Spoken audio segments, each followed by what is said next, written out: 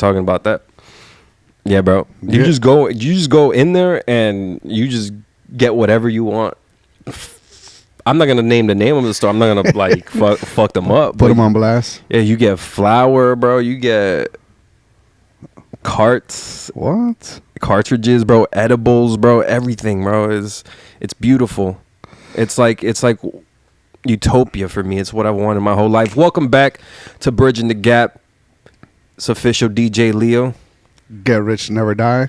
We're right here. We didn't even practice that. That's just fucking chemistry, That's bro. what we do, man. It's synchronicities, bro.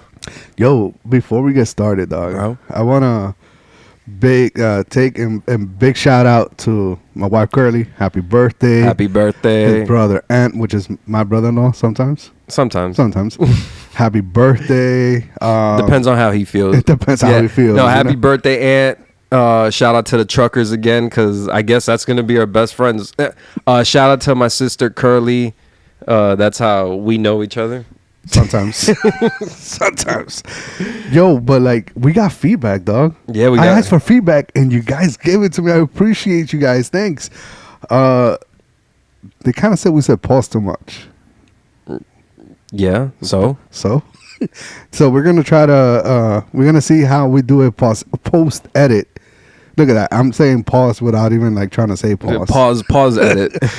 We're going to do a post edit. We're going to see how many times we say pause throughout this pod today. Let's see if that's possible. I don't know. Sometimes my post edit director might be a little bit of a snob. It's me, bro. It's me.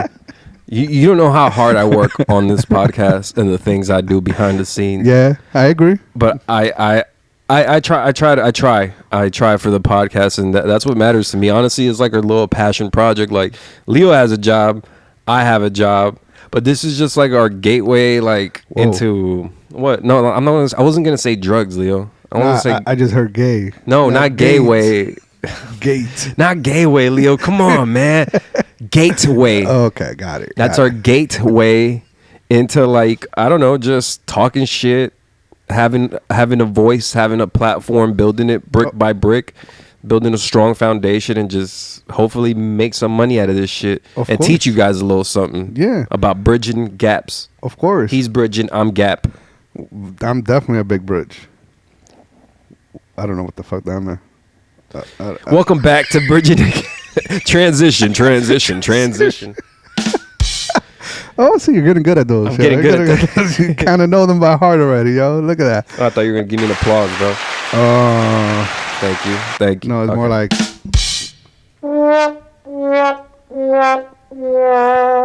I don't know the buttons, yeah. I don't know the buttons. Yo, all right, you guys notice anything different about me? Peep. Oh, he looked like a man. He actually went to the barber shop. I went to the barber shop. Shout out to our homie. Should I say his name? Of course. Throw it out there. Shout out to our homie Carlos.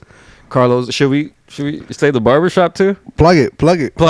Shout out to Indigo Cuts. Yo. Shout out to Diego. Shout out to everybody there, bro. It's beautiful. We've been going there for years, bro. Decade plus for sure. For sure, dog. For sure. Yo, and I know everybody by name. I know everybody that's been there. Unfortunately, throughout the years, we actually lost some people. Yeah. Rest in peace. But for the most part, the core has been there, and they're cool peoples. If you're in the South Florida area, let me know. Hit me up. I get you to that barbershop. Yo, they got they'll make sure that they take care of you. They take care of you for sure. All right. Absolutely. And Indigo, send me my check. For real. We did it. We got 2 people. Send me my check. Yo, so how you been, bro? How you been? How's everything? I'm good, dog. Everything's been chilling. Something weird happened to me on Thursday, dog. Talked to my wife. She's like, you shouldn't talk about this. But fuck it. I'm going to talk about it. All right? So went to the dentist on Thursday. Had a cleaning. All right? Oh, shit. Okay. And I had a girl hygienist. She was well endowed in the front, and every time she had to reach over for something, she put them girls. The titties were touching you on my forehead, dog. Like, I got a big ass forehead, and then she had big ass titties. It's when an immovable force matches an unstoppable object. Dude, and I'm like, yo, like, you know, maybe like 6 inches lower. I already have my mouth open. That is crazy. He is a married man, by the way, to my sister. To his sister. Hey, but to be fair, that's how we bridge gaps. And I did talk to this about I literally got here and I told my wife what happened. So this is not new. She's not gonna watch this and be like, "What?" Nah, she knows. She knows because that's the kind of relationship we have. We honest with each other for the most part. She really put them old biddies on you, bro. Yeah, dog. A few times. That is wild. A few times. That is crazy. Yeah, and I was like, okay, I'm not mad at it. I wasn't mad, bro. You know, I wouldn't be mad either. So how was your week, man? Bro, okay. All right, so happy Father's Day. You know, when this comes out, Father's Day would have been yesterday. So happy Father's Day to all the fathers out there, bro. We love you. Yeah, for sure. We love you. We love everything you do. You know, I saw this cute little video of just fathers and their children, like, all just doing stuff and having a day at school, pre-K, and it was just nice to see, like, active fathers and shit. But I was gonna say, like, one of the things I wanted to complain about, bro. Oh, the FUC. Like, no, not FUC. No, not FUC. But no, it's so funny because I hadn't been getting any, like, good sleep.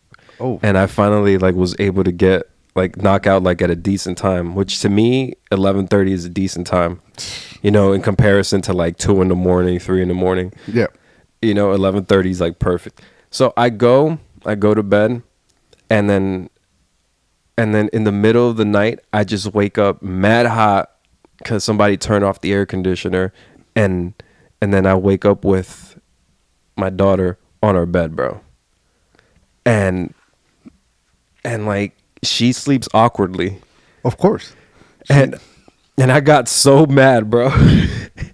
And I realized, like, yo, where did all this anger come from? And I realized, yo, you know what? Some of us, like, I just had an introspective thought to myself. I'm like, yo, sometimes I get sad, and us men, sometimes, do you realize that when we get sad, we get sad to ourselves, we keep it to ourselves, of course. But then that comes out in anger. Yep. Like, what is it, bro? That's so fucking weird. Anyways, that's just like, because I haven't had sleep, and then the one time I was gonna get sleep that happened, I got so angry, bro. And I was like, I was just stomping, just making noises, and like, oh. I'm glad you bring that up though, because we're in June. June is Men's Mental Health Month. Yeah. And that's, we talked about this in the first pod, but that's, you know, you bring up a good topic, good point there, that when, you know, men are sad, depressed, a lot of the times they won't show it. You won't see this guy get necessarily crying. You won't see the guy sad. You might see this guy being the happiest guy, smiling and everything, but inside they're dying.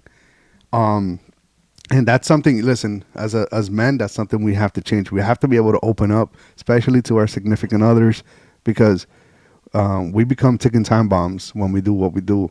And then this is why we lose a lot of them, because, you know, when that bomb explodes, they take action, and unfortunately it's never a good one. So I actually applaud you for kind of, you know, going back and thinking about it, and kind of, because next time it happens, it's going to trigger something, and you're going to be like, yo, what am I doing? You know? But listen, as somebody that has 2 kids, anytime my kids came into my bed, I wasn't sleeping. Just because, you know, I'm a big guy, you know, I was always subconsciously aware that if I rolled over on one of them, it was a wrap, you know. So because of that, the second they came in, I kind of, you know, went in the fetal position and got in the smallest corner and did not move at all. So then I didn't sleep. I feel you. That's normally what I do. Or I fix her, like, because she sleeps awkwardly. She is a little fetus still in the womb. Yeah. Just like fucking moving around and shit, right? That's a kid. And I'm like, oh my God, like, I got so hot, bro. I got so tight. And I'm like, bro, I was like, I gotta fix that. And it was like immediately after, like the day after. But I bring all this up just to say, bro, sometimes you just need to bust a nut. Cause you know what I did? I went, I just I took care of myself. Yeah, that's it. You know, and then I was like, oh, I was like, I was tripping for no reason. Yeah. What the fuck was wrong with me? Oh my God, I love you guys. Yeah. My best friend. Yeah. Listen, moral of the story. Gotta bust a nut sometimes. Yeah, bro. It's like weird being a guy and being in relationships. And I know, like, you had a few ideas of what it's like being in a relationship. Tell me some of your like things you got going on. I know you had some few thoughts you wanted to talk about. Yeah, man. Like, because you've been in a relationship the longest, so I feel like you've probably gone through more things. Not probably, for sure, have gone through more things. Oh yeah, man. There's too much to list, honestly. But I was talking about this recently because my wife and I have different perspective about this, and we're talking about, can men and women just be friends? Like, can men and women be best friends? Like, where they talk about everything, they talk about the relationship and stuff like that. I know my point on that, but what do you think? I'm with my best friend. I love you, baby. Shout out to Christina. I'm with my best friend, so wow. I can't even comprehend. Like, I got my best friend, my wife. It's like it's 2 in 1. It's like when you get the good shampoo and conditioner in one bottle. The good one, the Head and Shoulders one. Yo, but you know that anything that's trying to do more than one thing usually is not good, right? But no, because not if it enhances a relationship. Nah, listen. All right, I'm sorry to interrupt you, but I kind of disagree with you. Because what happens if you're mad at your girl? Like, what happens if you got into an argument with your girl? Well, she's not my only best friend. But that's what I'm saying. Can you have just a woman that is your friend she's only your friend? Only your friend. Only your friend. I think you can. Yeah, I'm friends with a lot of women, and my girl's fine with that. Well, not a lot of women. To that, I'm acquaintances with a lot of women, and I'm close with really like 2 people. Got it. So I could go to either one of them for advice. Shout out to my besties. Y'all know who you are. You know who you are. We'll put your name and Instagram handle at the bottom. No, shout out to them because, like, I haven't seen them in forever, but I talk to them every now and then. Like I text them, but it's not just because I'm in a relationship that I don't see them. It's just in general, life is fucking lifing, bro, and I don't have time to do all that. But you can have a best friend. I think it's possible without having any like underlying sexual tension. It could be fully platonic. You could just really fuck with somebody of the opposite gender. And I feel like if you don't have that, I don't know, I feel like it's a little weird. You got to have an opposite gender to bounce things and ideas off of that's aside from the person you love or the person you're committed to in a relationship. I agree 100%. I feel that if your best friend is a man, right? A man is going to give, and you're a man, obviously. You're going to get a perspective from a man's point of view. Yeah. And sometimes you're going to get a skewed point of view because we see things differently than women do. So sometimes you might go to your best friend and be like, oh, this happened and this happened. And your friend is going to give you the exact same thing you were already thinking. A guy friend. As well, when you go to a woman, a female, she's going to give you the woman's perspective. So sometimes, because guess what? If you had an argument with your wife and she told you you're fucking up, you had an argument. You're not going to necessarily agree with everything that she's saying at the moment. But if you have a third party that has nothing to gain out of this, says, yo, you fucked up, you're going to like do a little bit more looking into exactly what it was that you're fucking up and kind of like, oh shit, Because again, there's things that when you're inside your own box, you're never going to see the outside. So you need somebody who's outside to be like, nah, this is how it looks, and you're fucking up. And also the opposite is she's fucking up. Correct. And you're telling me this as a woman, which means you're able to further understand her emotions better than any man can. And even understanding those emotions, you are able to find her accountable in the ways she's fucking up. Correct. You know, and sometimes you need that as a guy, because as a guy, you know, as a man, we're always going to take accountability for what we do, even when we have the most minuscule part to play in it, because it's like, how did I even end up here? Yep. You know, and we do that way before. Well, let me speak for me, but I'm pretty sure it's you too. We do that way before, you know, we start pointing fingers at other people. It's like, let me see what part I played in this. And when you have that outside perspective, you know, it helps you like kind of shine light on things and make things more clear, which is why I think you need that, you know. But it also helps having like I'm lucky enough, because some women are vindictive and like really stick to their toxic ways of, if like, this is how I feel, this is how it is, and I'm not going to change about it. I'm thankful like you got to have somebody who is self-aware, who's able to be like, okay, I acted out an emotion, I understand, and I apologize, or is able to realize where she went wrong herself. And that's something amazing to have. And but that's also like not always going to happen, which is why you also got to have your outside circle of, you know, woman friends, so you could really just get their perspective on things. Yeah, and listen, there's times where, listen, you're always going to look things, and I think it's based on how you were raised and how you know, the things that have happened in your past is the way you're going to look at things. So sometimes you look at things and the fact that you're getting a completely different perspective, because not just because they're a female, but I don't know what it is. Most guys, for the most part, they're raised sort of the same way. I mean, it's been my experience that, you know, parents have been, you know, tougher on the guys, and they're a little bit, they don't have the little, I'm going to say, for lack of a better term, the white glove treatment for men growing up that they do for girls.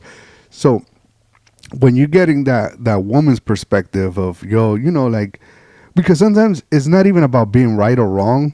Sometimes it's just, hey, you know, maybe they might give you an idea of, hey, try this, say it this way, or, you know, next time, instead of, you know, approaching it this way, approach it this other way. And it just enhances the relationship, enhances the conversation. So for that reason, I feel like having that opposite sex perspective is super, super important in a relationship, just because.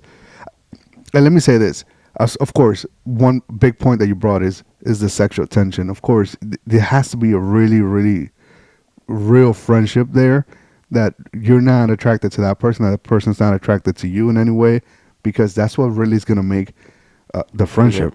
And you know, it's a real friendship when you both are like objectively attractive people.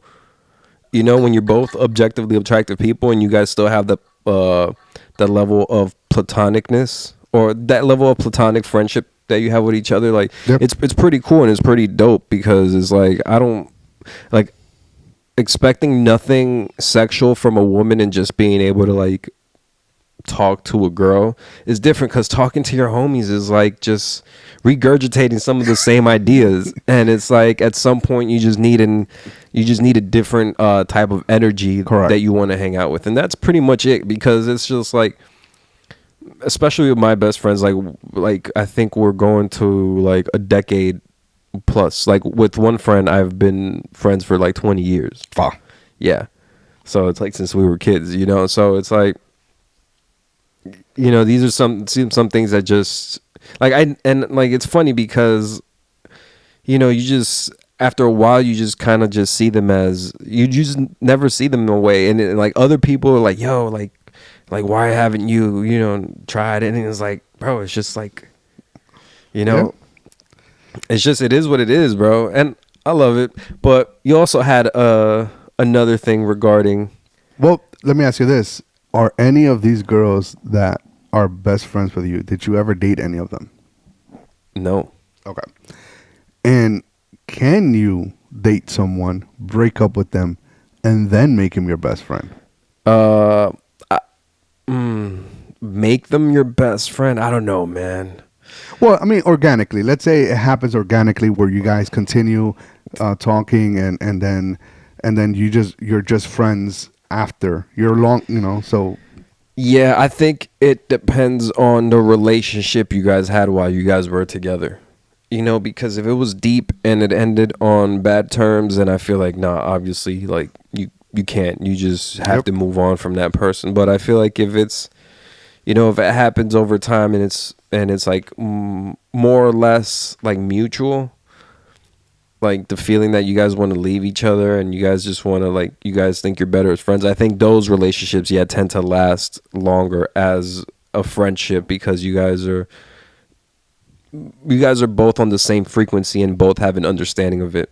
Yep. But I think it can be tricky, bro, because sometimes I don't know, not saying you, because I think don't you have a best friend?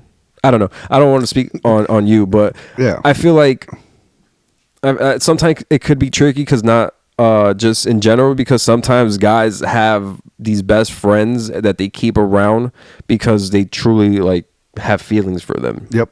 True story. On the low. Yeah. So it gets tricky, especially on the woman's side. On the woman's side, it gets tricky because you don't know. It's like, hey, is this my best friend because, he really cares about me? Or is this guy just somebody, like, playing the long game and just at some point waiting to fuck me? It must be weird being a girl now that I think about it, because you're like, you never know where you stand with these guys, because at any moment you could prank them and be like, hey, do you want to fuck? And they immediately could be like, yeah. And it's like, fuck, now I lost a friend. Yep. Yeah, it's tricky. It's tricky. No, yeah. Listen, I did have a best friend who was an ex. We're no longer friends like that. And sorry, I thought we had a no, yeah. We can put that. We got that sound effect somewhere. We can add that. Okay. But no, man, it was mostly because the person I was dating at that moment was not comfortable with me having a girl that was a friend. So we kind of drifted apart because I had to make a decision at that point, either start this new relationship and see where it goes. Who were you dating at the time? Can't really talk about that. Can't really talk about who we're speaking about here. But so yo, so I'm sorry, bro. I try to get him jammed up all the time. Yeah, and and the thing is that my wife watches this shit, so I gotta try to keep it 100 without keeping it 100. No, go. But my bad. But listen, I honestly truly believe that I agree with everything you said. If the relationship ended amicably, and you guys are able to communicate with each other, are able to give each other that feedback that we talked about in the right before, where she's guiding you through a new relationship. Because at the beginning of my relationship, my best friend was telling me, yo, this is where you kind of fucked up with me. This is the kind of things that maybe you need to work on and stuff like that. So that helped me get better for my current relationship. And I think one thing I say is always, once the sex is over, once you break up with a girl and you've already had sex with her, some of that tension goes away, because it's not like you're like, oh, I've already done that, been there, kind of thing. And again, it has to be with if it was amicably. I think if you both break up because you understand that the relationship wasn't going to go anywhere, not because you don't care for each other as individuals, as people, you tend to be more willing to continue a nice friendship and a nice everything, and you already know that there's nothing there. you kind of already, kind of patched that hole and said, that's it, it's over. So I think that makes you be better friends. All right, but can we have a serious conversation? Oh, I don't like where this is going. All right. Fuck amicably. Amicably. Who said it first? What? Some in a relationship, right? Yeah. You guys are together. You guys just don't have the idea at the same time to break up together. You kind of like somebody has to bring up the conversation. Who brought it up? So I think this was a long time ago, but so the way it was happening is it wasn't that long ago. My guy, this was like 20 years 22 years ago. Yeah. No, this was way more. This was 25 98 99. So 26 years, dog. Damn, this guy's old. I'm old as fuck. Nah, but so we were in different schools, different high schools, and of course that back then there wasn't the accessibility that there is now with the cell phones and everything. Right. Y'all had beepers and shit. Oh yeah. And because of that, we and then once you start high school, you got extracurricular activities and all this stuff. So it was harder to hang out. And because of that, we kind of started to sort of drift apart, and somebody else caught my attention. Got you. And I kind of brought it up. I'm like, look, this, just to let you know, this girl, whatever. And she's like, damn, I'm glad. She kind of said, I'm glad you brought it up because I've been feeling some type of way. So I wasn't necessarily trying to break up, but at the same time, I was kind of saying, hey, this is kind of getting stale. Yeah. So it wasn't like, oh, let's break up right now. But it was more about like, yo, this is not. I understand. It was more situational, and you guys are both seeing the same situation for what it was. Correct. And both of you made the logical, I get it, but the logical decision to not further pursue things. I get it. Yeah. And again, it wasn't, there was no hard feelings. There was no nothing. It was sort of like, yo, okay, understood. We kind of hung up at that moment, and a couple of days went by, and then, we were able to get on the phone again and kind of talk through it, and kind of that's where we started the foundation for the friendship at that point, because we understood that we can have that communication, we can have that sort of relationship without needing without needing to be boyfriend and girlfriend. We can actually be, because what the difference was is we became friends before we became boyfriend and girlfriend. Got it. So we meshed as friends, and I think that we meshed as friends. Then we started dating, and then after we dated, we stayed friends. Got it. That makes sense. Yeah, that makes sense, because you could just revert back to that because you guys both saw where it was going, and it's like, hey, it's better we revert back to where we were. Correct. Yeah, because that's where it stemmed from. That's the foundation it was built on. Yep. Understandable. Yeah, man. Wow. Understandable. Got kind of deep here. Transition. We need something light, dog, because this is Oh yeah. You know what's funny? I saw this video. I was scrolling through Twitter. Is it called Twitter anymore? X. I don't know. Twitter X. Whatever. I don't know. Twitix.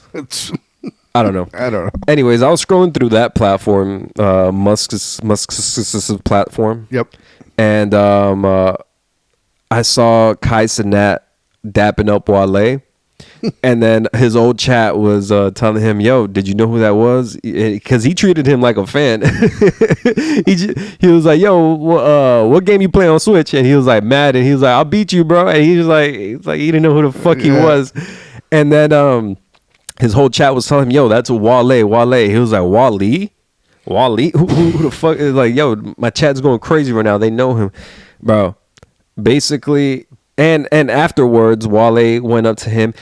While Kai, it's weird because while Kai Cenat was talking to Snoop Dogg, and Wale comes out, I was like, yo, that encounter last time make me look crazy.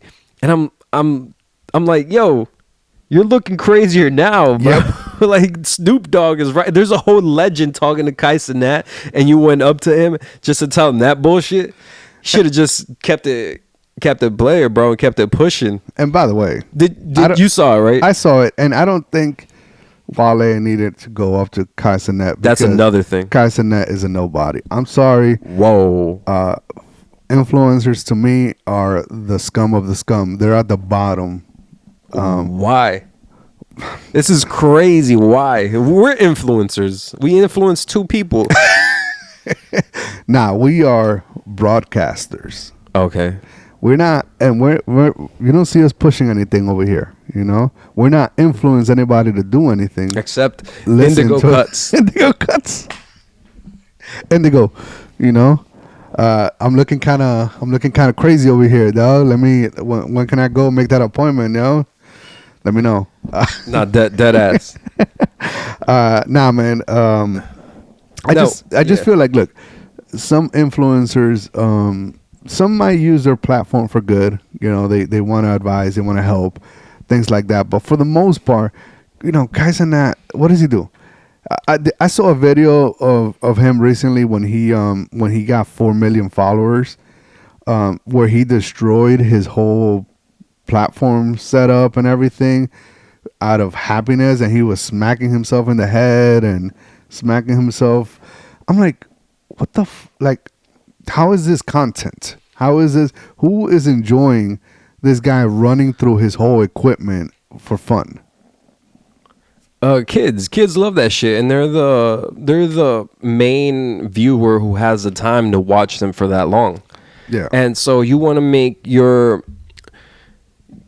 content teenage friendly, like from the ages of, I think once a boy starts becoming like a big boy, like from 12, I want to say, to like, you know, his audience is like from that age range, like from 12 to fucking 30 something. Yeah. You know, like that's a wild gap to have like that amount of audience. And I don't know, I wouldn't say Kai Cenat is a nobody, bro. I really fuck with him and I watch his streams, and he has really good production because it's always something going on.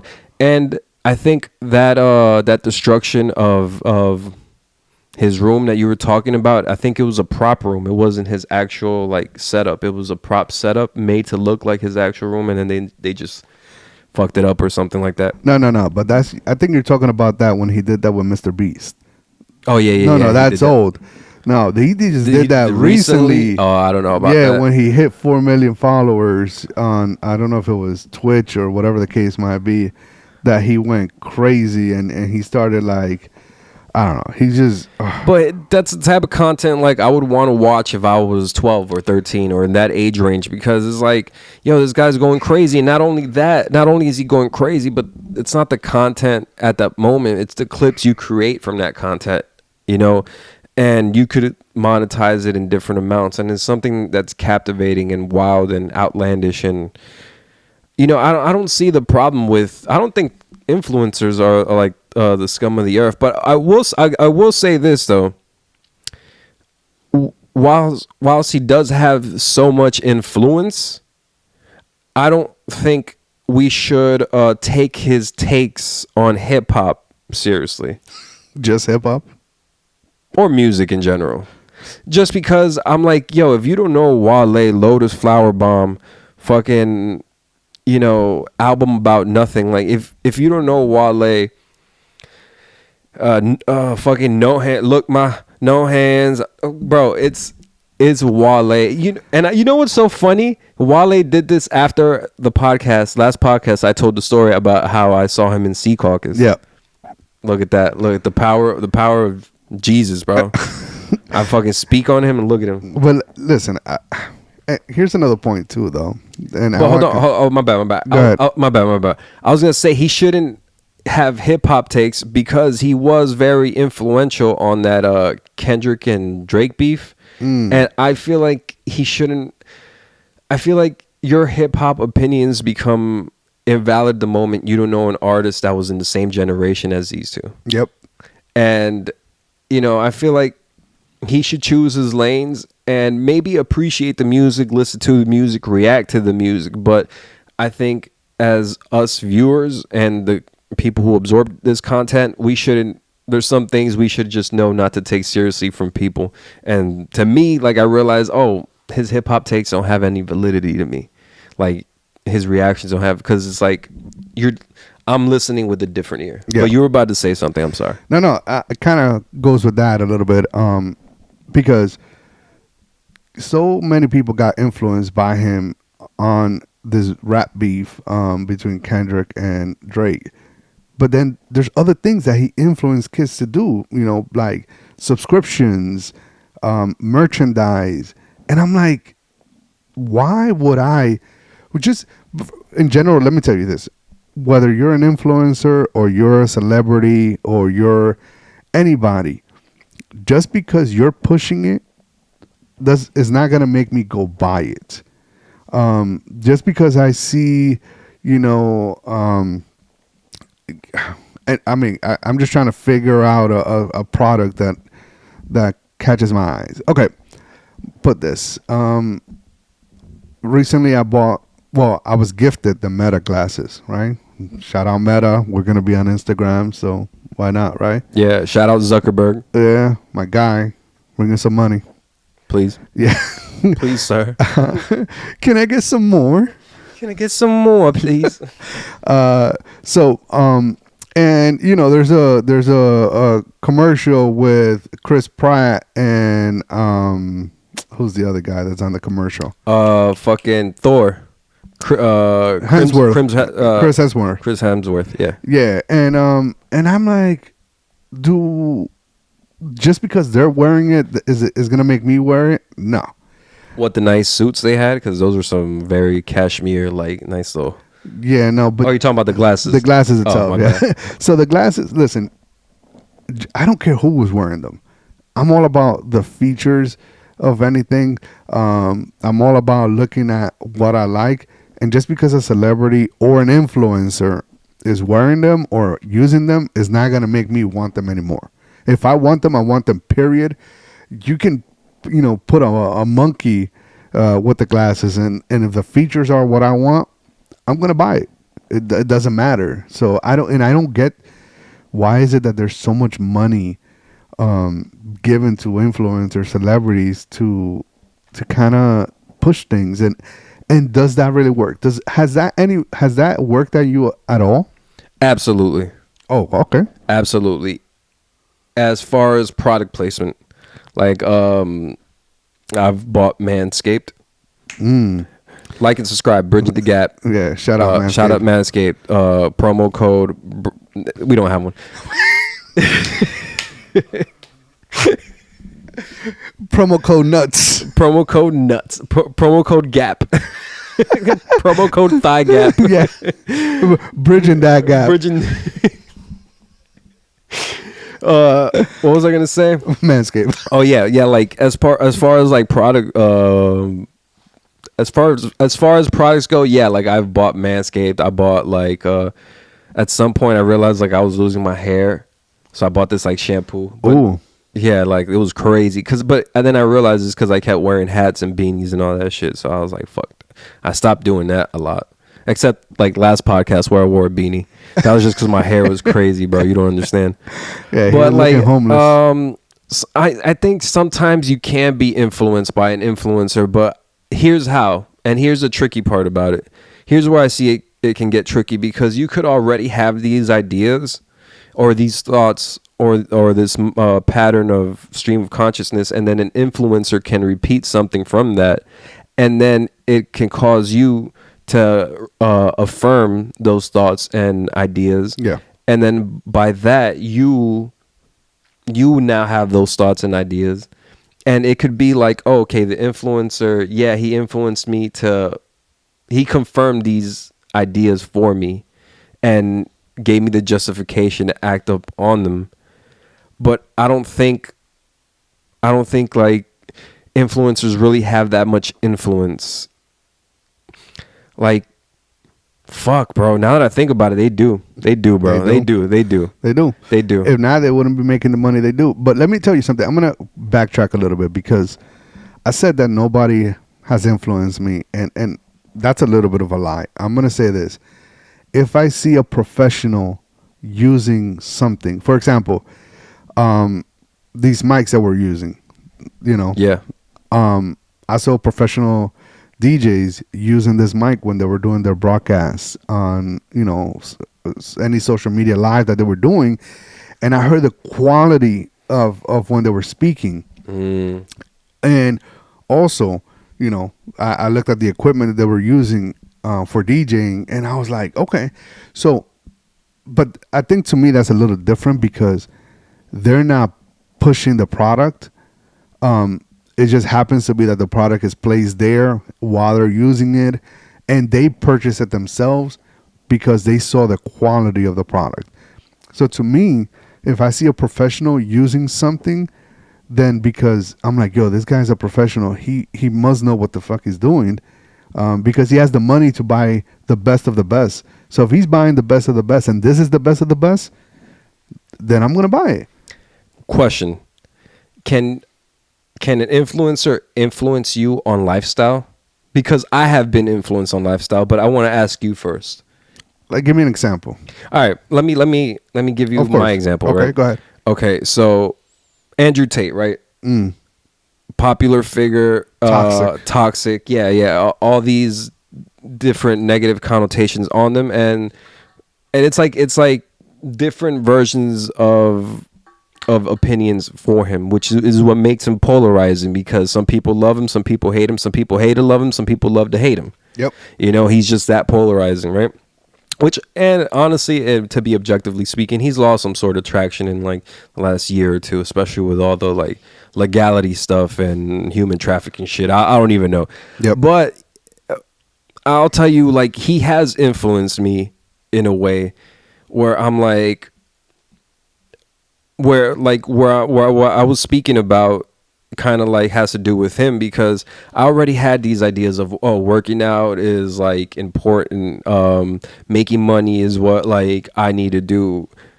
And when I saw him, the conviction he spoke with and just all his stuff and everything, I didn't see him and said, oh, I want to be exactly like him. I said, oh, I need to tap into that energy so I could get to where I want to go. I don't need all these Bugattis. I don't need all these women. I don't need all like whatever he says he has. I don't need all of that. But there's certain aspects and characteristics of him that I do need to apply in myself, that I saw was missing in myself, that I see other successful people have. And his was the most exaggerated version of it. And I'm always thinking objectively. So when I see him, it's like I could separate the things that I don't want to be like, and then the things that I do want. Like, you know, he says, "Oh, video games is for lazy people or pussies." I still play video games. Like, you know, he says, "Are you calling yourself a pussy?" I don't think I said that. Damn. Well, no, I'm just saying. Yeah, no. He's an Andrew Tate. No, but like he could think that, okay. But okay. I'm not. Right. I know I'm not. Okay. I know at any given day I could turn it up. It's just, you know, I don't crash out because it's just not worth it ever. You know, but I am very short tempered. I had this conversation with myself. I am very short tempered, but it's like, yeah, but like the Andrew Tate thing, like he's like you know, you don't. How do you feel about him, Leo? Oh, he's a piece of shit. You see, so he's toxic like a motherfucker. Yeah, I can't deal. And you would call him an influencer, right, of some sort? Unfortunately, he is. Yeah. So it's like I could like if people are objectively being influenced, and you could take the good away from people and just take that with you, then I feel like you're being influenced in a good way. Yeah. But I feel like who you're talking about is the kids who can like have that discernment. You know what I mean? Like if you can't have that discernment, like of, oh, because some people, I used to want to be fully like some people. Yeah. You know, and that meant the good and the bad. And when you're a kid or you're a young man, you can't differentiate that. You just want to be exactly like that person. So I can see where you're coming from, because that shit could play a harmful role in some kids' lives. No, for sure. And you bring up a good point that you were old enough and mature enough to be able to see the good things that Tate was saying and use that and sort of the toxic negativity, just kind of like don't follow that, don't think of that, don't believe in that, just listen to the things. Where I get a little, where to me where that gets a little dicey is because if he's so toxic minded in one half, how can you really validate that the other half that he's saying that you like is also correct? Because you can't be this far off to one side and then also far off on the other side and not be somewhere in the middle. Yeah, but I think some of that is the Eminem effect. I think you just say a lot of things you don't mean for the sake of attention. Got it. Okay. Yeah. And I feel like once you do that, it builds traction, it builds virality. You start getting an income, and then you start really saying how you really feel, or start giving tidbits. I feel like that's what you do. You take it's like the same thing. This is gonna be wild, but it's the same thing with Kanye West, bro. He said a lot of crazy things, bro. He is crazy. He's crazy, and he said a lot of crazy things, and especially about that those group of people that can't be spoken about, kind of like Voldemort. Wasn't Voldemort evil? Yes. Oh, okay. Anyways, he who should not be named. Yo, like for real, Kanye is in another level. Yeah, did you hear talking about Kanye? Sorry to interrupt. No, you're good. He tried to go in with his wife to the Diddy trial, and they didn't let him. Yeah, I saw that last night. I think I saw 50 post it. 50's crazy. Yo, shout out to 50, man. Shout out to 50, bro. 50's my guy. 50 is a character, bro. He is a character in the whole matrix of entertainment. He is like an outlier, like just like an anomaly, bro. Like in the whole like he takes shots at everybody. He talks shit about everybody. He is playful with the most serious things. He just finds the funny in everything, and he is so bulletproof that he got shot 9 times and is still kicking. Was it 9? I thought it was 21. No, it was 9 times. Oh, well, I don't know. Why'd you get 21? I don't know, because 21 questions. Anyways. Wait, hold on. Let's recap that. So it was like 1 bullet for every question? Yes. Bitch. Pow. Pow. Pow. Pow. You didn't answer correctly. Pow. Nah, that's crazy. Listen, you know what I have to say about 50, though? He is a great judge of characters. Because how many times has he come out talking shit about a particular celebrity that he won't fuck with, and then like later on we find out some shit comes out about them. Yo, he's been talking about Diddy for years. Yeah, because Diddy was fucking his baby mom, and you don't think 50 found out about that shit? Of course, but even before that, because 50 had issues with him when they started to record. There was an album that Diddy was helping him produce a song or two. Leo, Diddy put out a hit on his favorite rapper. It's up forever, bro. Yeah, for it's sure. up forever. You know who his favorite rapper was, right? Nah. 50. You don't know 50's favorite? 50's favorite rapper was Pac. Nah. Yeah. Yeah. I thought it was no, the guy who put him through from MC. What is it? Run DMC. The guy that got shot. No, Ref Run is still alive. There was a guy. One of the members from Run DMC. We're gonna figure this out. Hey Siri. Oh. Who's 50 Cent's favorite rapper? What? AI, baby, technology. Bro. Sometimes Siri can be stupid. You know what she said? What? She said Kid Cudi, Kanye West. So all these people came out like after 50. What the fuck are you talking about, bro? Anyway, you see, sometimes technology is,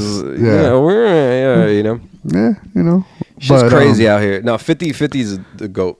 Yeah, but I thought it was the guy from Run DMC, but I might be wrong. But listen, 50, yo, I follow 50 just because of his pure content, dog. When he goes in on somebody, he is going to go in. Do you know that he actually caused a whole concert to be canceled? Didn't he buy like the whole Ja Rule's whole front tickets? Front, yes. Is that what you're talking about, or No, something no, else? no. Was it Little Meek, or whatever his name is? He used to be in the BMF. Oh, Lil Meech. Yeah, Little Meech. He got out of jail, and they were throwing this whole concert, and they were. It was here. Oh, it was big. Was it was Big Meech with Rick Ross. Yep. And yeah, he didn't fuck with that shit because 50 Ross is 50's up for life. Yeah, 50's op for life. That's the thing, bro. It's up. You know what it is? It's when it's up with 50, it's up forever, bro. Yep. And the one thing about 50 is that once you show loyalty to him, he's gonna show loyalty to you till he dies. Correct. Like with even with Mayweather, like that's still his friend, but they don't see eye to eye. But 50 still keeps that like. He still call him his brother. He still calls him his brother. Yep. And the same thing with Eminem, bro. Eminem has shown loyalty to 50 like nobody has ever had before, and 50 doesn't take that shit for granted, bro. Dude, you heard the story. I mean, now it's his old story, but yeah, that M said that if Jay-Z and the NFL did not want 50 to perform, and M said if 50 doesn't perform, I don't perform. Yep. Yo, that is the kind of fucking loyalty anybody needs. Shout out to my GOAT. Who's your GOAT? M. Oh yeah. Yo, this guy Eminem, he was like, he used to bust a nut every time Eminem would release an album, dog. No, facts, bro. Eminem, man. Eminem. You know what's funny is even in the last 5 years, he still dropped like pretty like amazing albums, like pretty decent albums. You know? Yo, he has this song, man, where he's kind of talking about drug use and apologizing to his kids. Yeah. There's like 4 of those. Well, no, but this one is with I'm dead ass. There's like 4 with Jelly Roll. Yeah. This song, it gets to me, dog. It gets to me because sometimes as a father, fuck you. Especially this is the Father's Day episode. True, father, sometimes you look at things that you've done in the past and you kind of like wish that you can take some of that back, because you're creating that childhood trauma. But you know what? Fuck it. Sometimes that childhood trauma is what makes you who you are in life. Facts. I was thinking about that, right? Because I'm like, like sometimes I hear, especially like, I don't know. I just hear people like tell me their stories growing up in life. Like, oh yeah, I remember when my dad taught me how to ride a bike, or yeah, when my dad taught me how to shave, or I'm like, or like, oh, my dad taught me how to fight, or this shit like that. And I'm like, bro, like I had this realization. I'm like, bro, I kind of like raised myself in the streets. Like I'm thinking back to, I thought everybody learned how to ride a bike the same way. And I'm like, the way I learned how to ride a bike is one day there was a kid in the neighborhood. He had a new bike and it was a big bike. And I was like 6 years old. Ooh. And everybody was riding it. And then there was a kid who was my age and he rode it. And I was like, shit, if he rode it, I got to ride it now. So I was like, let me get on that shit. I was just like, push me a little bit. Yeah. And then I started pedaling. I pedaled and I kept the balance. And I was like, oh shit, I'm riding a bike. And then that's how I did it. And I went around the whole block. I came back and I crashed into a garbage can, bro. Because I didn't know how to stop. I didn't know how to stop. So I just went and then jumped out, bro. Did a little cool move, But I was like, damn, like, I think that kind of shit like builds character. Like you said, like growing up as a street kid, like I'm not crying. Growing up as a street kid and just like not yet. Everything in life you just learn in the streets, bro, and how to fight, how to defend yourself, how to stand up for yourself. All that shit builds character, and it's like, because and then don't you ever feel like in your mind you're like, bro, after everything I've been through, I'm not gonna let you punk me, bitch. Yep. Yeah, Nah, man, I agree with you 100%. My mom and my father separated when I was really young. You were really young when your parents separated, but sorry to put your business out there like that, but no, you're good. But my mom and my father separated, when I was 8. And for the most part, my mom did her best, of course, but a man being in the house is completely different. And I did have to raise myself. I had to learn how to fight by myself. I had to learn how to, talk to get myself out of situations, to, create this personality that I am now. Because, while I had my uncles there and they were great at, being uncles, and they try to fill some gaps, they didn't fill all the gaps. They didn't bridge all the gaps. Yeah, they did not bridge all the gaps. I like that. I like how you brought it back full circle. But yeah, so I had to learn myself, dog, and I had to survive in the streets. And I think that's what makes me who I am. And at the same time, some of that also too is what caused me to be maybe the trauma a little different. That trauma kind of made me be a little different when I was raising my kids, because since I had to be tough, I kind of wanted them to also be tough. But sometimes you can't. Generations change, man, and this generation nowadays, they're a little softer than when we were growing up. Yeah. And that's, and I'm not trying to knock them for that, is because they're very driven individuals and very smart kids. Yeah, but at the same time, this generation is like, they didn't have to go through the struggle, so they didn't. It's the same thing how we don't have to learn how to make fire anymore, because we have lighters. We have lighters and everything, But if you were one of the people living in the old eras, you had to know how to make fire. You knew how to hunt. You knew how to do all these things. Nowadays, you don't need to know how to do any of that. So therefore, you're not gonna have the same type of skin that somebody who probably grew up having to hunt. It's a different feeling, when you kill something and then you have to gut it. Take everything out, and then carry that big animal down the mountain, or drag him down the mountain, while other predators are looking at your game. Correct. And they will attack you for that. For that, yeah. So, but again, I at the same time, I don't judge them for that, because again, every generation grows different, and I know my generation was less tougher than my previous generation, my parents' generation. They were a hell of a lot tougher than us. So I think it's just, as generations go by, there's different levels of toughness. They have different things that we didn't have to deal with. Yeah. For example, I know that if we ever got bullied, which, if I got bullied, I know how I handled it. But, by the time you went home, that bully didn't go with you. Nowadays, these kids with social media and their phones and stuff, that bully's bullying you from the morning to the night, nonstop, and so that can be a little overwhelming. I'm gonna bring up a great quote from Tyler the Creator. Okay. How the fuck you being bullied on Twitter? Just log off. Okay. What are we talking about here? I guess. Like, what are we talking about here? Yeah, but see, like, make a burner, use your burner, and you will never get bullied, bro. I'm just saying, there's ways to circumvent things that, like, we didn't have any way to circumvent, like real life shit, like real physical shit. True. That's what I'm saying. Like, whatever that's not physical can't hurt me. I think I think I get what you mean, because a generation later, you become more in tune with your emotions, you become more sensitive.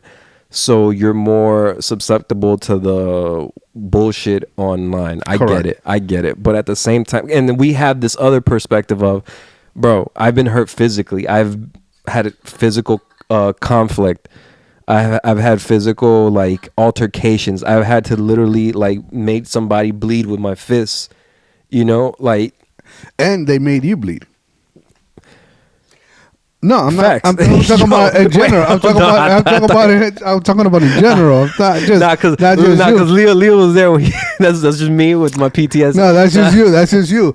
I was talking about in general. And they made you bleed. Yeah. No, facts. Facts. Yeah. Sometimes they gave you a black eye, and sometimes they fucked you up, and sometimes you went home and had to face the shame. Yeah.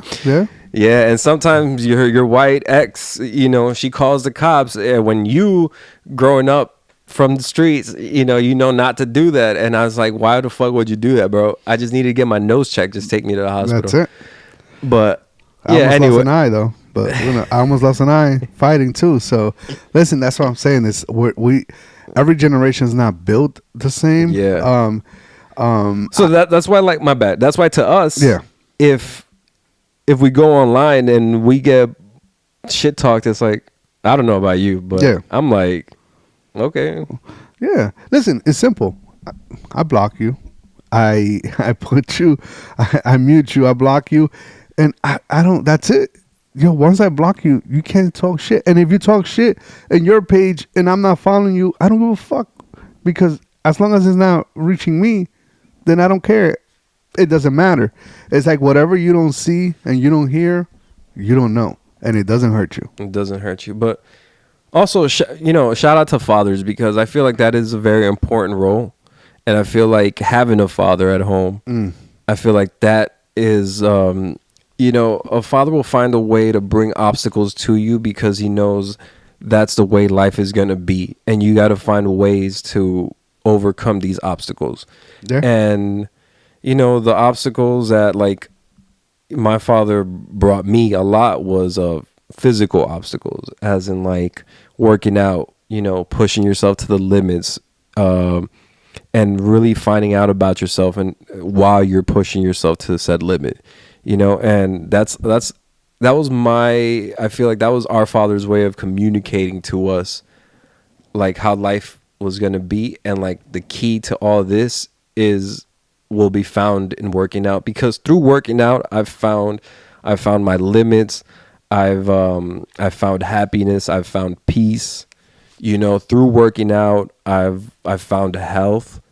And it's so ironic that my dad preached so much about physical health, and he never really took of his mental health. He really had nobody. But that's the way, like you said, previous generations they just hold shit in. It's just like they're built different. Yep. And I feel like that really took a toll on him. And it's ironic, because he was so much about physical health that his emotional health ended up affecting his physical health. And I feel like that's where it went wrong for him. And I feel like it's our lessons to learn and, move on from, and just take those lessons and learn from them, and just put them into play. Like, all the lessons you learn, just put them into play. Yeah, and sorry to interrupt them. I mean, listen, I always say this, and I say, I told this to my kids the other day, because we were having a conversation, and I said this, and they kind of they looked at me wide-eyed and shocked when I said this. I said, every parent fucks up their kids. And I told them, you will fuck up your kids one way or another. It doesn't matter how good you think you're doing, because sometimes some parents might be smothering and thinking, because they're smothering their kids and they're doing that, they're doing good for their kids. Some parents think that, giving them everything they want is good for them. Sometimes it's the opposite. They don't give them anything and they think that's good. So every parent, one way or another, fucks up their child, gives them some sort of trauma that they're gonna have later on in the future to talk to somebody, a professional, about. So if you're out there and you're a first-time parent, a young parent, or you have a young child, don't worry about getting everything right. Just enjoy the moment, enjoy the ride. Do you, man, and because it goes so fast, man. I have a 20-year-old gonna be 21 in November, yeah, and a 19-year-old. And honestly, I remember when they were little, and now all of a sudden there's like, they don't need me as much as when they were younger, and then that's something you gotta have to get used to. And I honestly, truly believe that I should have enjoyed the ride a little bit. I was so caught up with the day-to-day and the this and the that I didn't enjoy those little moments as much as I should have. And now that's one of my biggest regrets, is that I don't get that time back. Hopefully, in the future. And I think this is what makes grandparents so good. Is because that's a good point. They know that it goes by so fast, and they didn't have the time to enjoy their kids, so they enjoy their grandkids. They that's why grandparents, you can tell your your mom or your father, like, yo, don't do that to them, don't give them food, don't give them candy, don't do this. Tell me about it, bro. And what do? Give them that piece of chocolate every single time, like clockwork, dude. And like, yo, don't buy them gifts. Oh, let me buy them something. And it's like, it's weird. It's like I don't, that's what it is, man. Is when you're a parent, you're busy with your day to day to enjoy those moments. But when you're a grandparent, you know that you need to enjoy every single minute. So you want to be there. And I think that's something that I learned. I'm not a grandparent yet, and I hope that I'm not gonna be a grandparent for quite some time, quite a while. But I know that when that moment comes, I'm gonna be that grandpa that is gonna enjoy every single moment with their grandkids. Damn, bro, you're at that stage where you're looking the next part, like his grandpa. Like, yeah. You're at that stage where like you're still doing your duties as a father. Don't get me wrong. Like, you're always gonna be a dad forever. Yep, for sure. But now you're like, okay, like when like in the future, like this is what my life, God willing, will bring me if everything goes correctly. Yeah. Either of them fall in love, they build a family, and then all of a sudden, boom, there's like little children running around, and it's like, oh fuck, I made the person that made for sure, and it's funny that you bring up the regret part of and like enjoying the moments, because I kind of found myself like there, like I'm like, I found myself in thought, like pursuing my dreams and also having a little one, and then like that conflicting like idea, like, bro, is it like what will fuck her up more, if I'm always there but the money's not great, or if I'm trying to chase like as much money as I can to get her right, but I'm not always there. Yep. That's that crazy balance, man. And I'm like, fuck yeah. And I was like, yo, I gotta find a balance, and I gotta find a way to make impactful, loving moments in her life, so she always knows that I love her, because like I'm a very driven person. I'm a very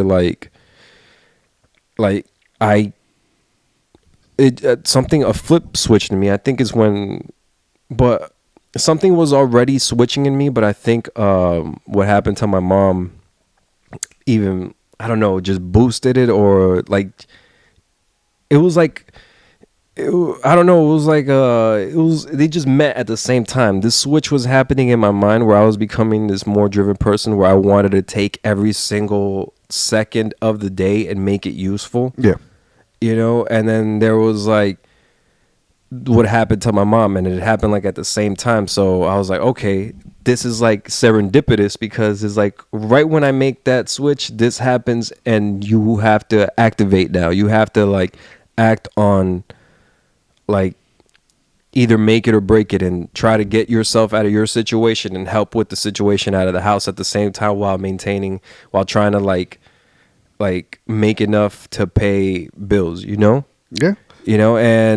And then I realized, like, okay, like I just got to do what I got to do, and then I'll pay for whatever I lacked in, I'll pay for it later, because I know no human is perfect. Never. And like you said, bro, like, I've had this like idea before I was even a parent, like, yo, every parent is gonna fuck up their children. And I told Kevin that. Yeah. Kev is my brother. Shout out to Kev. Me and Kev always have these conversations, like, yo, dad really did a number on us. Yo, dad really, especially on you, bro. Like, because me and Kev are always like, nah, Kev. I'm always like, yo, Kev, you got spanked, you got the shit beat. He's like, nah, Jay, but like, yo, dad, he wasn't there for you, man. Oof. And you know, he's like, What's worse? yeah, you know, it's always like, it's that duality. And I was talking to this, I was like, damn, he was like, yo, trust me, bro, when I have my kids, he's like, they're not gonna feel it. I was like, yo, Kev, that's just not realistic. I'm like, you're gonna fuck them up. You don't know how yet. You're gonna try your best. Like the same thing, word for word that you said. It's so funny. I was like, you're gonna try your best, Kev. And you know why I probably said that? Because I see like you know how, you know, like your kids spit it out. Like, yeah. All right, like I see how your kids are with you guys and how sometimes they can get like resentful of some shit, and I'm like, bro, resentful over this? Like I used to get resentful over this. Like I used to try to like one up it, be good just to give them perspective. Yeah, you know. And then I would tell Kel, I'm like, yo, bro, you could make all the money in the world, you could be there for your kids, you could love them, you could kiss them. Yo, one way or another, you're gonna fuck them up, and you don't know how. For sure. And then he's like, nah, man, I'm gonna try my best. I'm like, all right.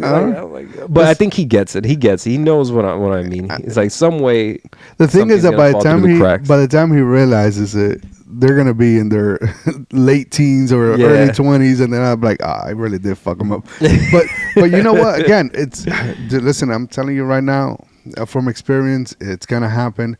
It's a matter of how, but you're gonna do it.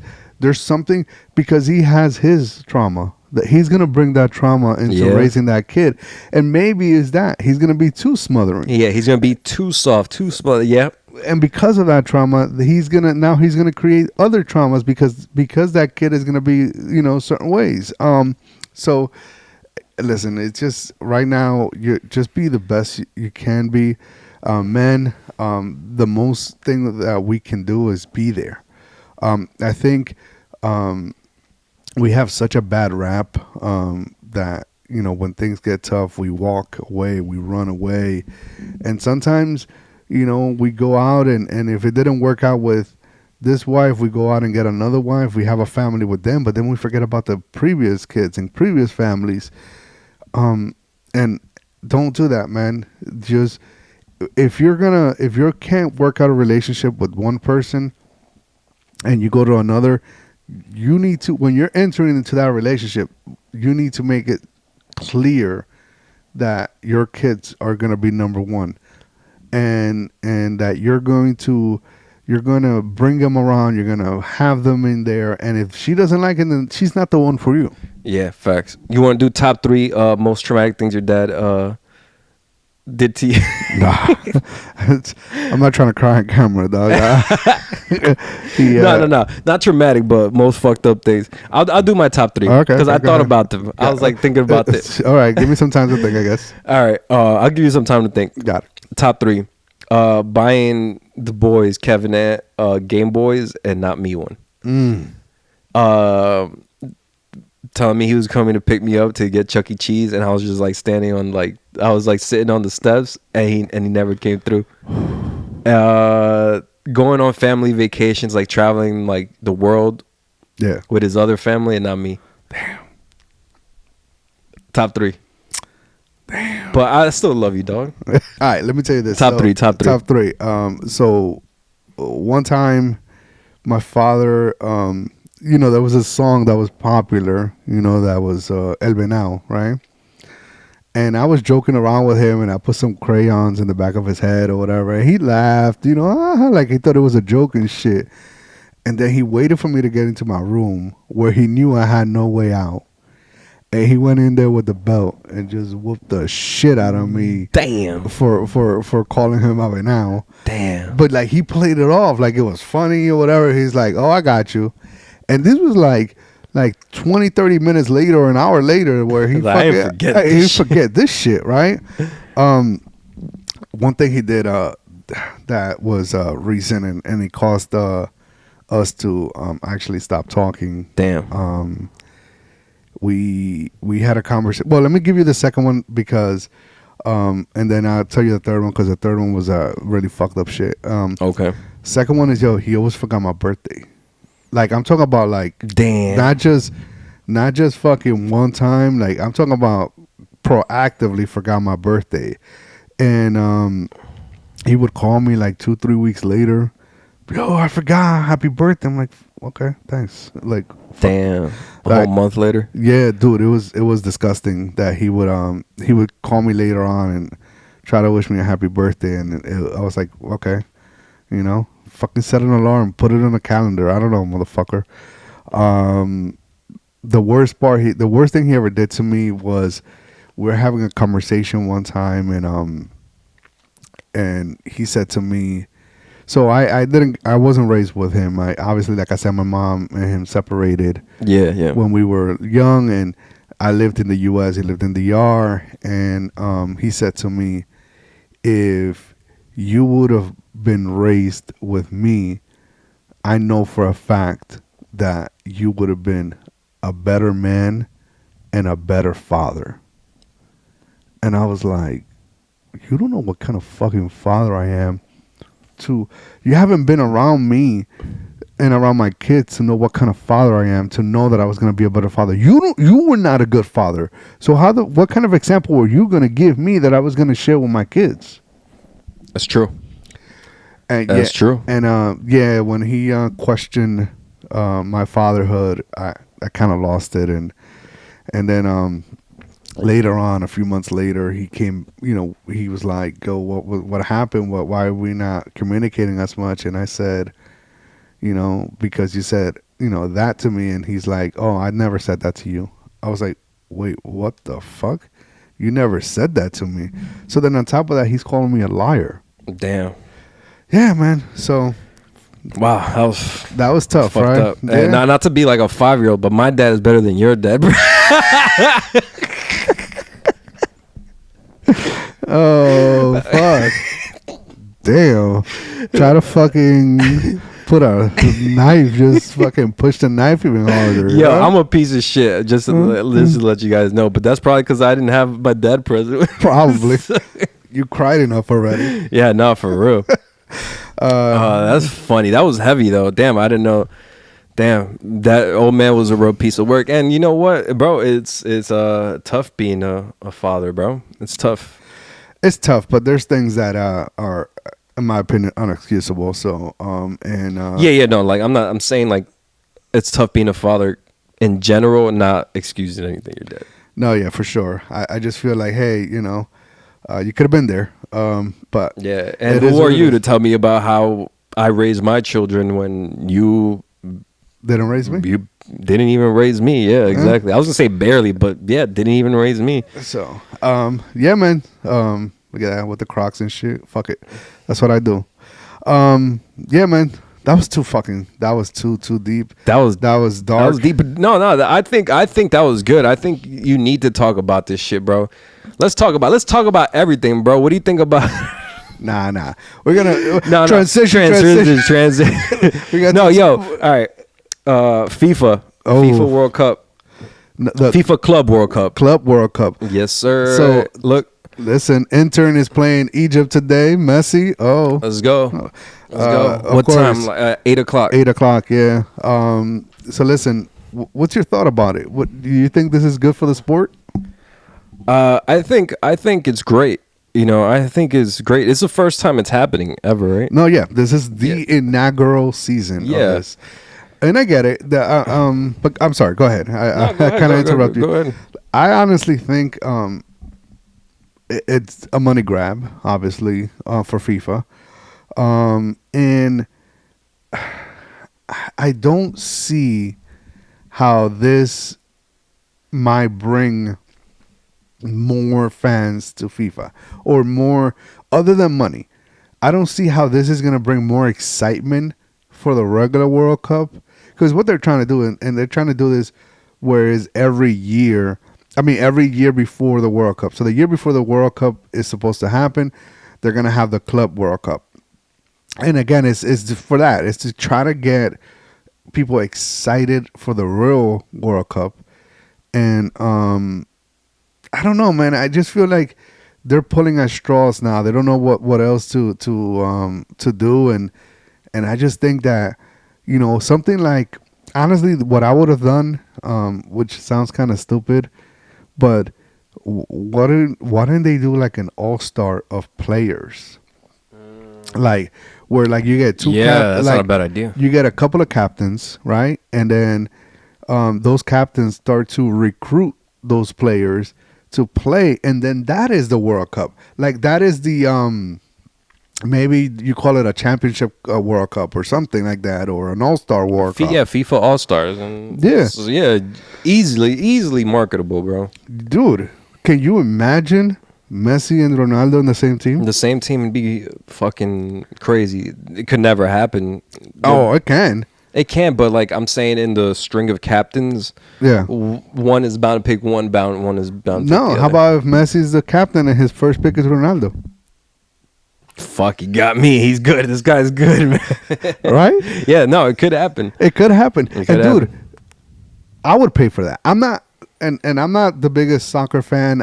I'm a casual fan at best.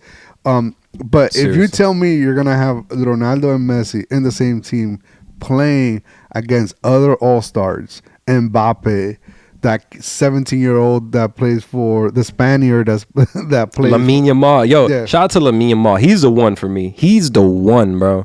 Yeah.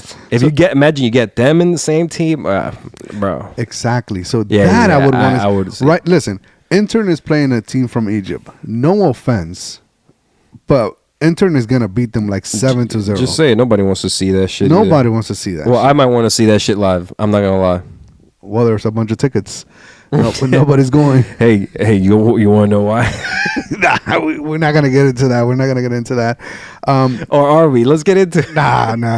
We're not gonna talk about that. That's gonna take us to a rabbit hole, and nobody wants to know our opinion on that. No. I mean, I wouldn't say nobody. No, I'm kidding. Nah, nobody.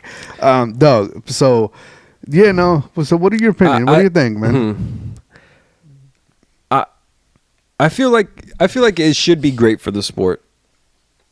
Okay. Yeah, I feel like it should be great for the sport because I think it opens up the levels of football universally. And what I mean by that is if you have a team like Real Madrid in the FIFA Club World Cup, but you also have lower level teams that have a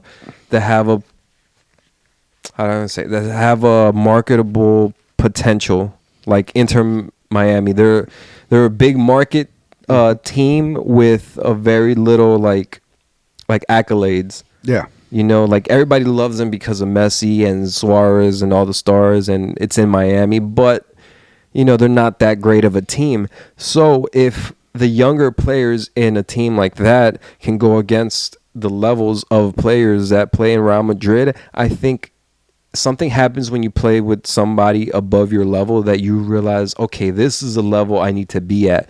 And it would increase the standard of the playing level of soccer. That's the way I'm seeing it. Like, I'm seeing it like it's just going to push the level of competition further. As far as it being marketable, that's hard. That's hard, especially like in the United States being your inaugural like competition. If you were going to have an inaugural competition, I think you should have done it somewhere else where people are more passionate about soccer, about football. Yeah, you know what I mean?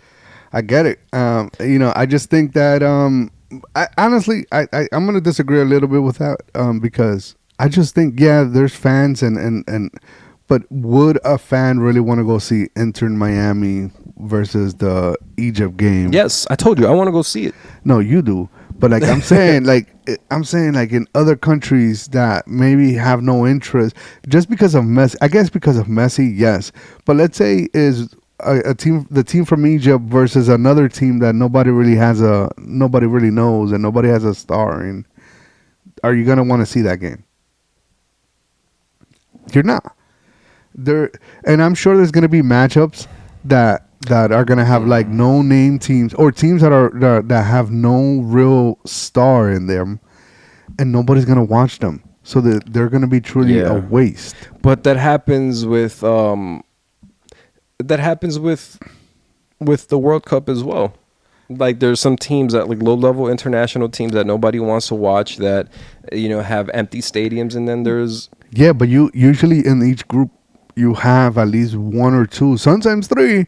Well, and there's the rare cases where you have four amazing teams, but you never go with just four bums in one group. It never happens. Usually you get one or two good ones thrown in there that they at least they're going to play each other once. So you're going to have at least one really good group play. And then the other threes might not be as good, but you're still going to get at least one. Here you're going to get I think once it gets to the semifinals or the quarterfinals, you might get some really good matchups. But the first few games, the first inaugural games, there's going to be some games that nobody's going to watch. Understandable. I get it. But overall, I think it's going to be good for the sport in the competition aspect. Yep. I think a lot of low-level soccer teams are going to see the real levels of football, the real standard, the different things, and they'll pick up on a few like little habits and things like that. But I think the thing about a FIFA Club World Cup is that there's no, I don't know how these things were chosen. I don't know if it was like the top. Do you know how it was chosen? Not it was at just all. it feels like it was like randomly chosen, and that's the thing. Like that's off-putting about it, because one, nothing's gonna compare to the actual World Cup. Correct. One, because these are nations fighting for that trophy, but also because they fought to get to that placement, to get in. They did the whole qualifiers to get. There was no qualifiers for this shit. They just put Inter Miami, Real Madrid, Bayern Munich. Like they just threw teams out there and just or like go crazy. Yep. Maybe I hope they had like a standard or like a qualifier table where they had maybe there were those, I don't know, and again, I'm a casual fan, but I know Inter won last year the MLS. I don't know if Real Madrid or Munich or anybody won their respective league championships last year. So maybe it's based on that. Maybe it's on the winners, the league championship winners. Perhaps. And we should have done some research on this, but this we don't do that shit. We don't do that shit. We're here to talk shit out of our ass, bro. We're not here to be factual or give you factual information. Correct. We're not journalists. We're not. We're influencers. Oh fuck! Look, that shit came full circle. But moving on a little bit. Panthers are playing today. Panthers, Oilers, and got my little jersey. That's a nice jersey, bro. I'm not gonna lie. I know, right? It's a really cool jersey. That's my name in the back too. It does. Oh, I don't think you guys know how good this jersey looks, bro. The patches are impeccable, bro. You don't understand. That shit is. I want one. Yeah, you should, yo. They're not too crazy. Really? No, they're not too crazy. Okay. No, they're not too crazy. We'll talk about it later. Yeah. All right. But dude, this series, honestly, I thought it was gonna be a pretty short series. But damn, there've been some exciting ass games. You've been watching them? Of course. Oh, fuck, I haven't been watching. Listen, already the two of them have gone into overtime. Last game, the Panthers were winning in the first 5 minutes of the first period, and then they came back to tie it, and then they were losing a little in the third period. They were losing, and they had to come back and tie it just to go to overtime. They ended up losing in overtime, but it's just crazy. Listen, when they were up 3-0 in the first period, I was like, okay, game over. Let me go take a nap.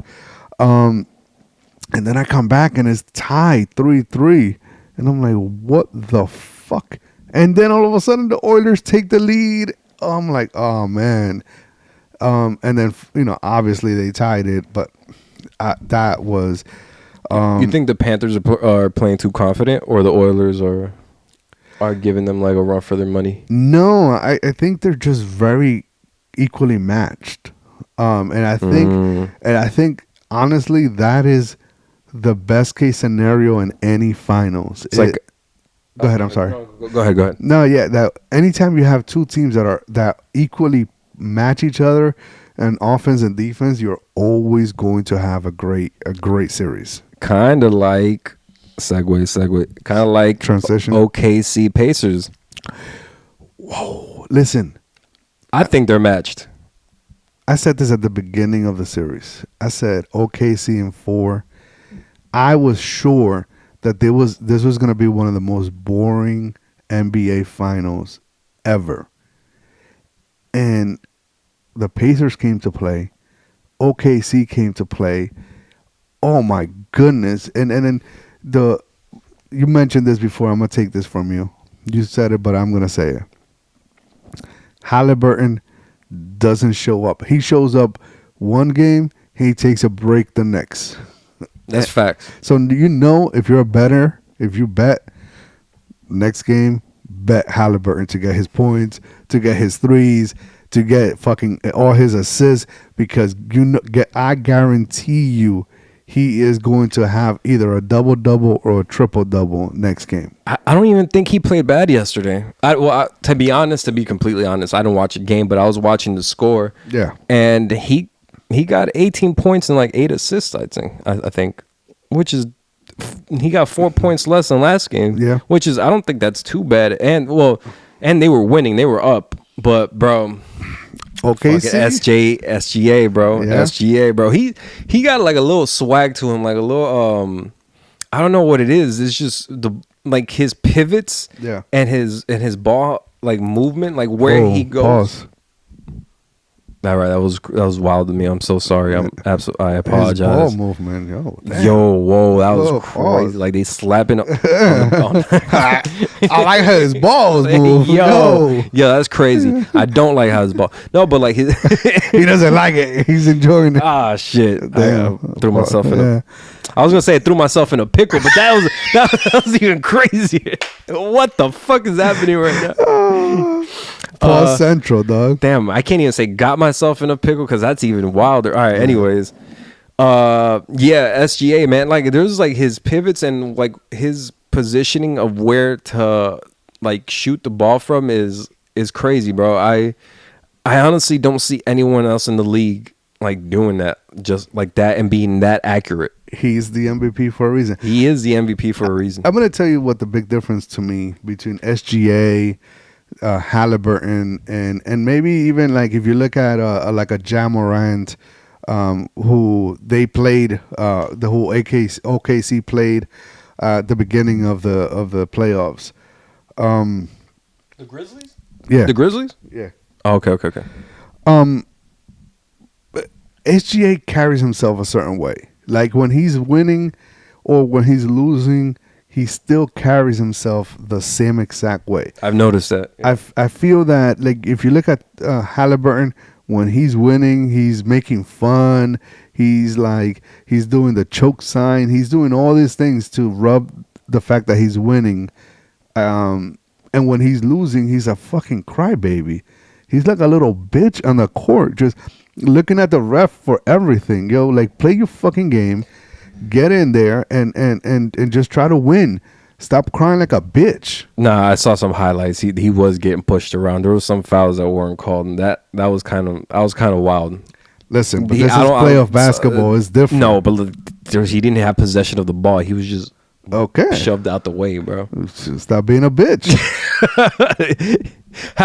Tyrese Halliburton, you're a bitch. It's not Tyrese though. What is it? I don't think it's Tyrese. Yes, it is. No.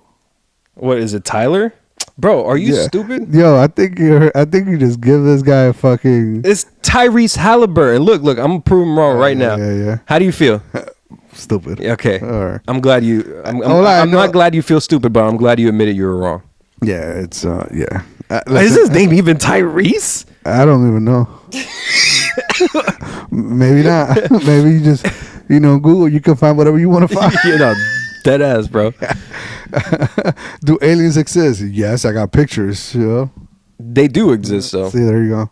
They do exist, bro. The Earth is flat. Aliens exist. Everything is happening all at the same time. And Tupac and Biggie are still alive. They're in Cuba. Or they're dead and Diddy killed both of them. For sure. Either one it's like a 50-50. It's a coin flip. We're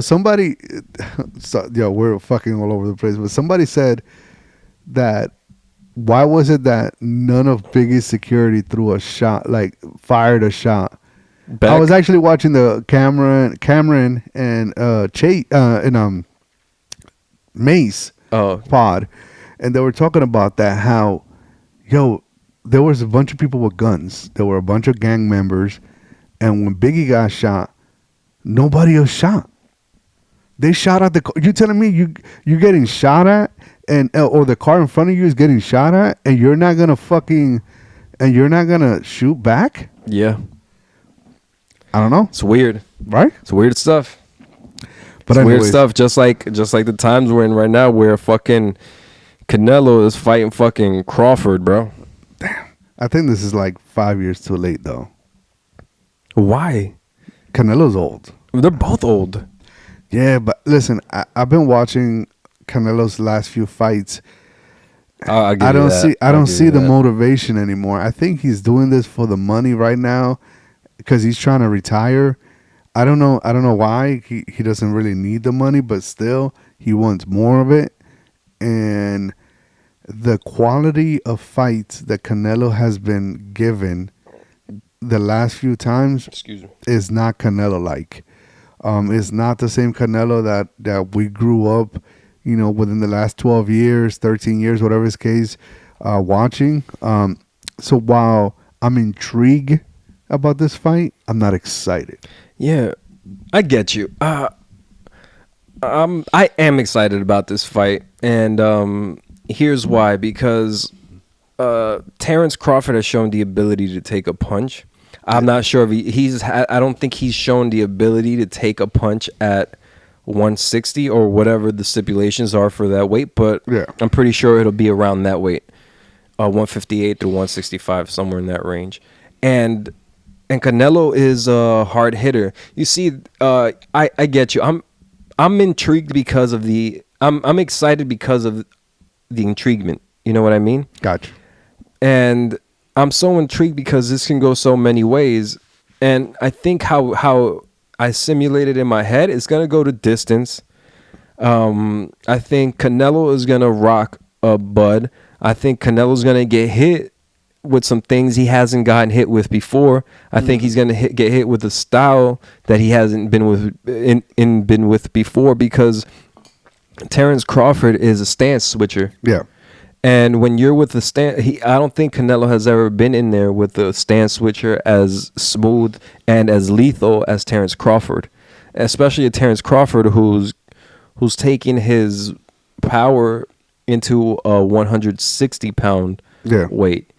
So we don't know what that looks like, and it's very intriguing. And I don't think Canelo's too old. Maybe he has a lot of mileage on him. I'll give you that. Yeah. You did make a point in saying that. I don't know whether it was on mic or off mic, but you did say he had a lot of mileage on him. But so does Terrence and Crawford, but he's 37. Canelo's just 34. So, yeah, but I think Canelo has more fights, professional fights. Like the mileage might be heavy on him. Yeah, for sure. The big thing, okay, the only thing I can hope for in that fight, right, is that Crawford hits Canelo with a nice shot, and that forces Canelo to now actually box. Because I think nowadays he's getting a little Mayweathery, where he doesn't stand there and fight anymore. He kind of throws his punches, moves, and kind of runs around until he, has another open shot to throw a couple of more punches, and he's now sitting there and boxing like he used to before. No, I disagree. My bad. I'm sorry to interrupt you, but I disagree. I disagree because last fight, the guy who was running was the Cuban guy. It wasn't Canelo. Well, no, I think Canelo was running a little bit because the Cuban guy was getting his nice shots on there. He was, but they weren't doing anything to him, and then Canelo was just stalking him and walking him down. He was the aggressor the whole fight. There was at no point was the other guy the aggressor. The other guy was just doing what's it called? Counter punches. Yep. He was just doing a lot of, and he was good at it. He was kind of smooth with it, and he didn't go down or anything. And that's what's scaring me, is that Canelo's opponents are not like staying down. You know what I mean? Like Caleb Plant, like what's the other one? The guy who he broke some dude's orbital cheekbone, like right here, like that. I don't think Canelo possesses that type of power anymore, and I think steroids. No, I think it might be injuries that he doesn't want out there anymore. Got it. You know, because if that would ever to be if that were ever to come out, it would give fighters more confidence to go in, because it's like, oh, he's not going in with his full strength. So I feel like there's some there might be hand injuries, because like you said, a lot of mileage. He's been fighting since before his teenage years. Yo, he was a professional at 19. Yeah, bro. Or 16. 17, something like that. He became I know that by the time he became a pro, he already had about 100 fights under his belt. Yeah. Which is a lot. Usually an amateur does not fight that many fights before they become pro. Age of 15. 15 he became a pro? Professional. Yeah, but I think it was one of those Mexican professionals where he wasn't a pro here.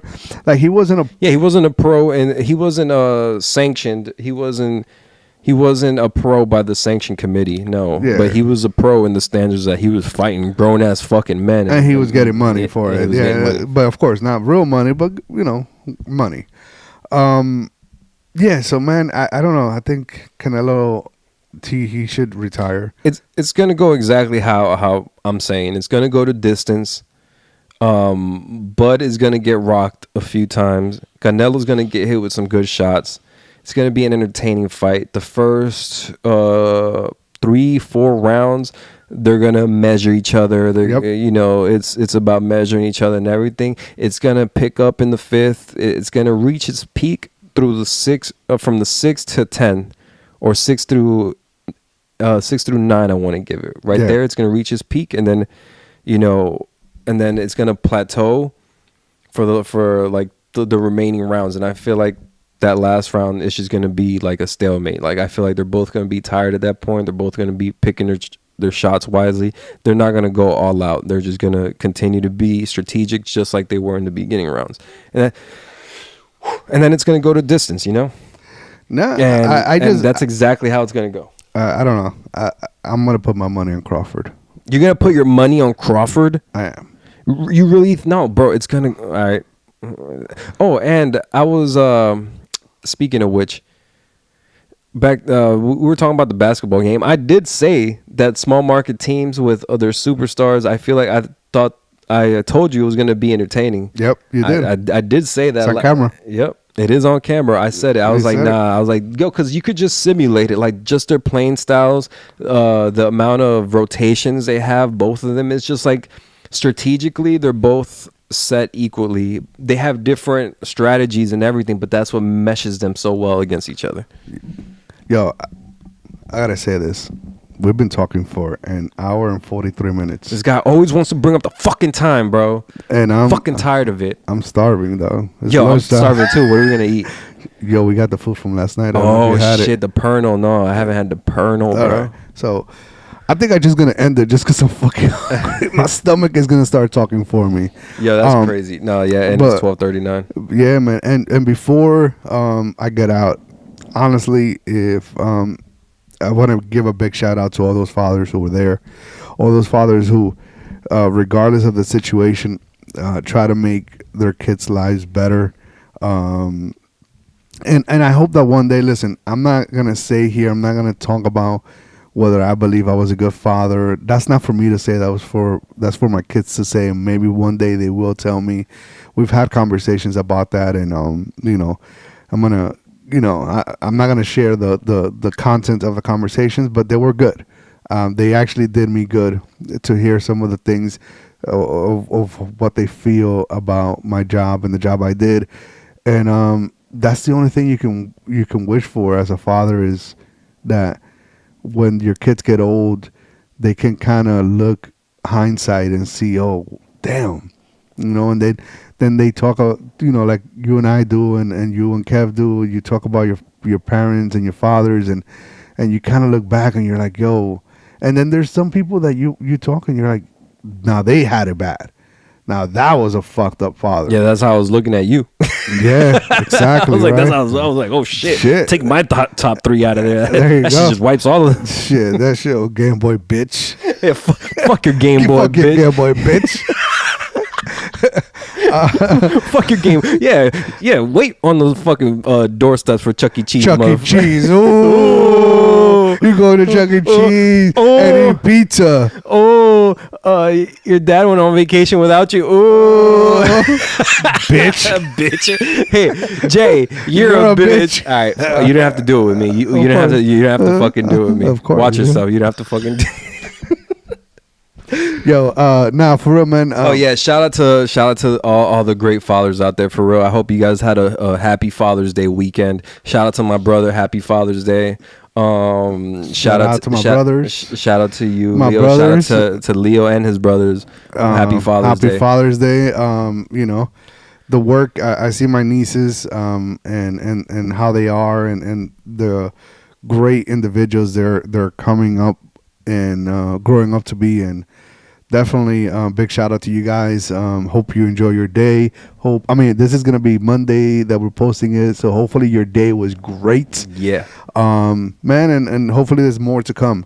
But yeah, man, happy Father's Day. Yeah, happy Father's Day also to you, Leo. You know, Appreciate like you guys, you have done so much. You have done so much for your kids, and I see you every day just trying your hardest, and you know that's what matters, bro. And Appreciate you. You know, you're the bomb.com. Damn. You know, just keep trying your best, and that's all you can ask for. That's it, dog. You know, guys, follow us on social media, Bridgin the Gap Official. There's a link tree in Instagram. Make sure you click on it. Like and subscribe on YouTube. I cannot stress that enough. No, I cannot stress that enough. and share, please. Listen, if you like the content, if you like what you're hearing, share with your friends. Yo, you must know 1 or 2 people that or 3 that might enjoy the content. Share it with them, and then guess what? Have those friends share with other people that might enjoy the content. That's how we do it. Yo, on TikTok, also follow us, Bridgin the Gap. Oh yeah, we didn't speak about that, bro. We have 1,500 views on one of our clips. Almost 1,600 actually. Oh yeah, no, 1,600. It was 1,600. It was 1,600. Yeah, man. 1,600. 61 likes. We're getting some traction.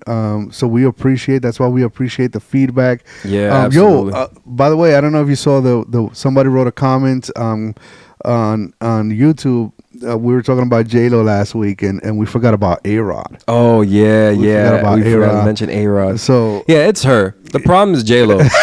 for sure. Yeah, For sure. we say all that just to say the problem is her. Yeah, that's Most it. likely. That's it. You know, it's not Mark Anthony. It's not Alex Rod. What are the chances that all these successful, great, inspiring, perfect men have a problem with the same woman? Think about it. Ben Affleck, perfect. Yo, Mark Anthony, perfect. and let me A-Rod, perfect. No homo. You know what the craziest part too is that after they broke up with her, they go on to have successful relationship with other women. So Ben Affleck, first time he left J-Lo Jennifer Garner. and went to Garner. All right, they were together for 20 years. Bam. Okay. Alex Rodriguez now has a girlfriend. And even if it ends after 20 years, that's successful, bro. Yeah. Even if it ends, you guys made it to 20 years, bro. Yeah. They can barely make it to 5. Yeah, dead ass. Even the dancers. Yeah. Like imagine you dance your ass off, you sweat, and then somebody's taking care of you, your daily needs, your necessities, your car, anything you need, it's being taken care of, and you still leave that shit. Yeah, that should say a lot. Yo, if you're a brokey, Yo, I didn't even think about that. I just thought about that shit right now. if you're a brokey and you end up leaving her, that says a lot. That says a lot. That says a lot. So damn, we're like fucking squirrels, yo. We just go all over the place. For real. Nah, man, but we're gonna end it here. Jay doesn't want to. Jay wants to talk for fucking 4 hours. I want to talk for pod. 3 hours max. Every pod, yo. It's like we got so much to get to. But I feel like we want to keep them wanting more. No, I feel you. I understand where you're coming from. I think this is a happy medium. Yeah. But next week, I promise you, Leo's gonna talk about a lot of shit that he doesn't want to talk about. But I'm gonna figure out how to get it out of him. Pause. Whoa, pause. I think we did good on the pauses today. Yeah, not too many. Not too many. Not as much as like the previous episode. Yeah, the second episode was wild. With the pause. We were talking about Diddy. It was crazy. Well, no Diddy. No Diddy. All right. But Doug, yeah. I'm Bridgin. He's the Gap. Or he's Bridgin and I'm the Gap, or he's official DJ Leo. I'm Get Rich Never Die. Yep. Follow us, Bridgin the Gap official. I don't even think I want you guys to follow me on Instagram, bro. Like that's my personal. Do it. Go fucking follow him. Follow me. And comment on everything. Everything he posts, just fucking throw a comment. I got a clip that's gonna get him jammed up, but I'm saving that one. Do it. I'm gonna upload it. Do it. Upload it, bitch. You're a bitch.